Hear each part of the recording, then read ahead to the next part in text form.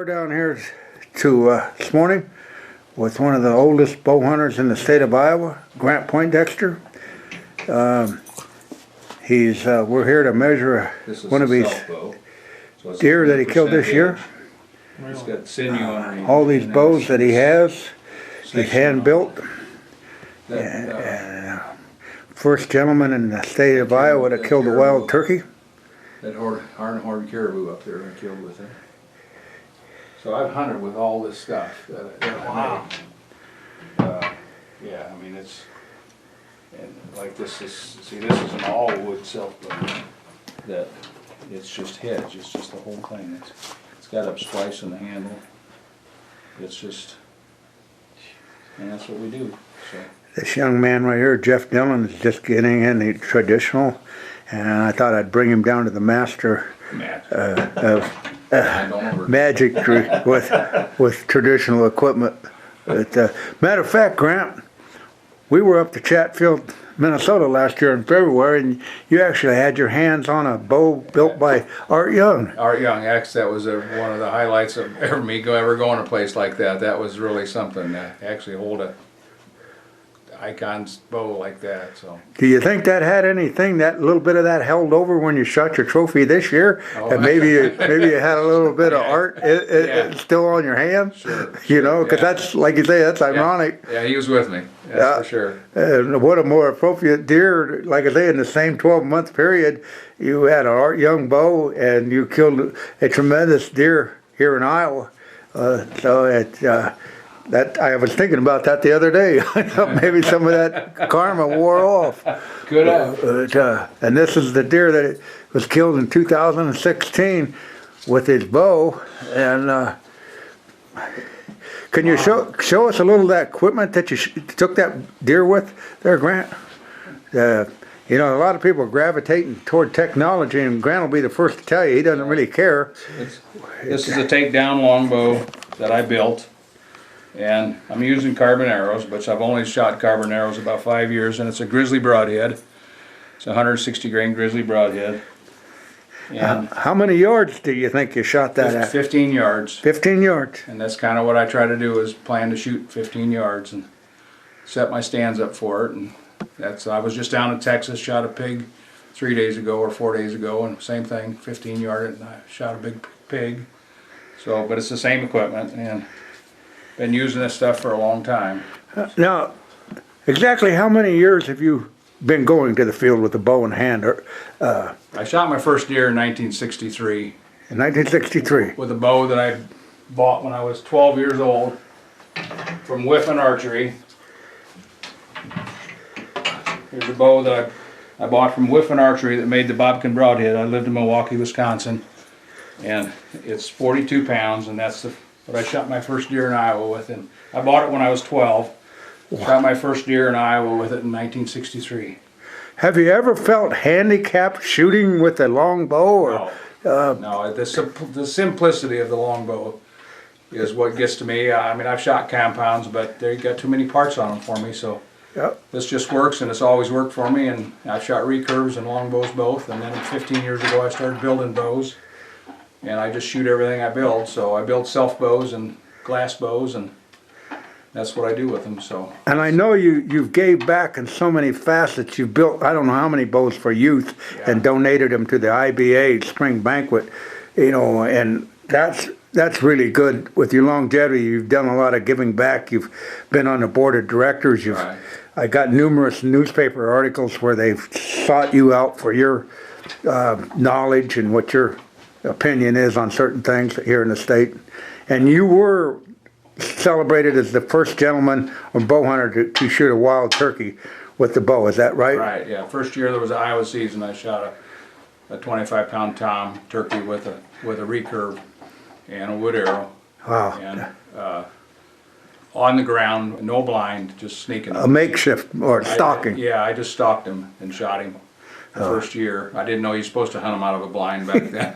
Well, I don't think anybody really knew how to hunt. Either how to hunt them. We just chased them and hunted them, and that's what we did. So, in your opinion, with your longevity, do you feel the DNR has went down the right track with restoration of the turkey, wild turkey in this state? Absolutely. We have a great DNR here, and they've done a great job, and people need to reserve that right of keeping these animals and hunting with, you can hunt with anything you want, but hunt with legal weapons, and you just hunt that makes yourself happy. It's not about the trophy on the wall. We're all going to get a nice trophy if we go long enough, but you know, it's really just the hunt. It's the hunt you got to appreciate, and a lot of people don't do that. It's too much social media today. And you basically hunted in the first archery season. I think that was in 1964 or 1954. 63. No, I didn't hunt Oh, okay. until 1963 was the first year I hunted. So, Okay. and I've hunted every year since, and I don't take a digger deer every year. And this year that I shot this big buck, I shot the 18th buck that I had under 15 yards to me. That, you know, they were just small bucks, and I just let them walk and waited for. That's how you shoot a big one, I guess. Is I just waited around till a big one come, and I shot it in New Virginia, Iowa, on one of my son's farm. So I know the hunting life is really entrenched in the Poindexter family here. Yeah. And as we look around this trophy room, you said everything in here has been taken with a traditional longbow. Maybe there was a couple that might have been taken with a muzzle loader. 2 little ones on the top were shot with a muzzleloader. Everything else was with a longbow or recurve. And on the ground and doing it the hard way, the Poindexter way. You were telling me a story about your caribou hunt when Brian, your son, oldest son, went there, and you had some food that you were eating, and you wouldn't share the food because you was teaching him a hardcore lesson. Exactly. Bring your own stuff. That's Yeah, and so he went about what he was boiling. Tell a story about him boiling. boiling water one morning, and I said, "You don't have nothing to put in there, no coffee, no hot chocolate." We're in Prince William Sound, Alaska, and sleeping under a tarp, and everything we had was wet. And he reached out and got his boot from underneath the tarp, and when the water started boiling, and he poured the water out of his boot, and he poured a cup of boiling water in his boot, and he slipped that boot on and went, "Well, they might be wet, but they're going to be warm this morning." Now And he poured the other cup in the other boot and put it on. Off we went hunting. that says something about this man and his family. They can endure. I mean, but that's something to say about Grant too. You know, you snooze, you lose. You know, you don't bring the right equipment. Don't be. He's not going to come to your mercy. He's going to it's going to be the hard school of hard knocks. We taught them how to do that when they were little. So if they forgot when they got big, they just went without. So. Well, it's just great to have you as a friend and be in your home. And like I say, we're going to. You put your first deer in Pope and Young in 1964? 64, I put my first year in Pope and Young. Yeah. So I know I scored your bear. I had the honor of scoring your bear in 2014, which would have made 50 years of entering animals in the record book. And that's I was really proud just to be a part of that in a small way. I'm proud to go, so proud to go. Shoot 'em.